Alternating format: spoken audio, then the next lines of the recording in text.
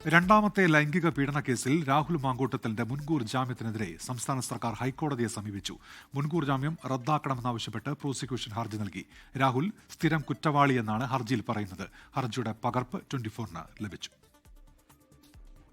രാഹുൽ മാങ്കൂട്ടത്തലിന് ജാമ്യം അനുവദിച്ചുള്ള തിരുവനന്തപുരം സെഷൻസ് കോടതി ഉത്തരവിൽ ചില ഗുരുതരമായ പരാമർശങ്ങളുണ്ട്. ഇത് കേസിന്റെ നിലനിൽപ്പിനെ തന്നെ ചോദ്യം ചെയ്യുമെന്ന സാഹചര്യത്തിലാണ് ജാമ്യം റദ്ദാക്കാൻ സർക്കാർ അടിയന്തരമായി ഹൈക്കോടതിയിൽ അപ്പീൽ നൽകിയത്. സെഷൻസ് കോടതി തെളിവുകൾ കൃത്യമായി പരിഗണിച്ചില്ല. രാഹുൽ സ്ഥിരം കുറ്റവാളിയാണ്. ജാമ്യം അനുവദിച്ചാൽ കേസ് അട്ടിമറിക്കാൻ സാധ്യതയുണ്ട് തുടങ്ങിയ കാര്യങ്ങളാണ് ഹർജിയിലുള്ളത്. ആദ്യ കേസിൽ അറസ്റ്റ് തടഞ്ഞ കോടതി 15-ന് വീണ്ടും മുൻകൂർ ജാമ്യാപേക്ഷ പരിഗണിക്കുന്നുണ്ട്.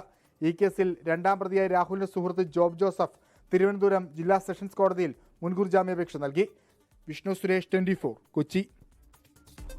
ലോകത്തെവിടെയായാലും ഏത് സമയത്തും 24 വാർത്തകളും ഓഗ്മെന്റഡ് റിയാലിറ്റി പാക്കേജുകളും എക്സ്പ്ലെയിനറുകളും വിശദമായി കാണാൻ ഞങ്ങളുടെ യൂട്യൂബ് ചാനൽ നിങ്ങൾക്ക് സബ്സ്ക്രൈബ് ചെയ്യാം.